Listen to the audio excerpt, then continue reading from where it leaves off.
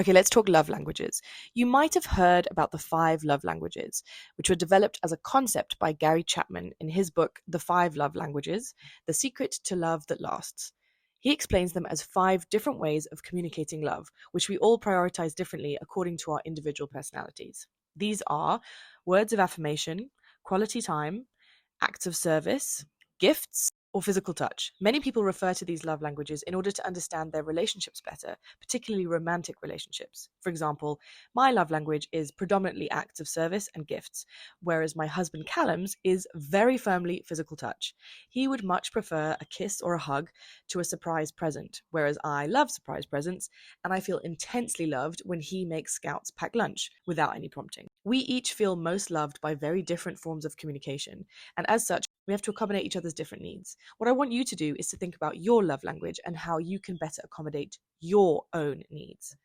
I want you to do the love language questionnaire, which is free and linked in the email. Then I want you to think about yourself as you were when you were little.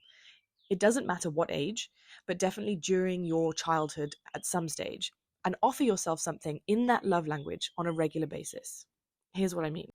If your love language is words of affirmation, I want you to look in the mirror each morning and give yourself 3 compliments as if you were talking to yourself as a younger version of yourself.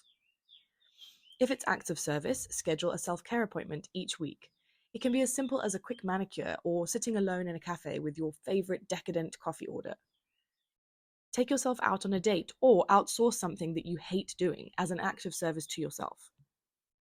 If it's physical touch, you're going to literally wrap yourself in your arms. You can do this just by hugging yourself around your waist or your arms, or you can cross your arms and place your hands either side of your neck and face as if somebody is cupping your face in their hands.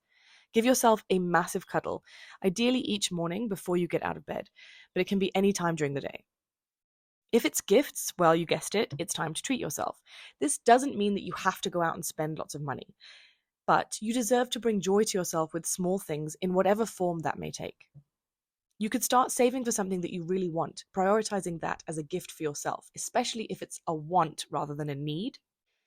If it's quality time, you could give yourself more time just for you, carving out a space in your day for self-reflection, taking a solo walk, a bath, or just having control of the remote for whichever period drama you really want to watch. I know this might seem really basic, but I can pretty much guarantee that while you do these things for others, you're not doing it for yourself, which in turn makes you feel more resentful as you wait for other people to satisfy the love language that you speak. Take back ownership of it. Take control of your joy.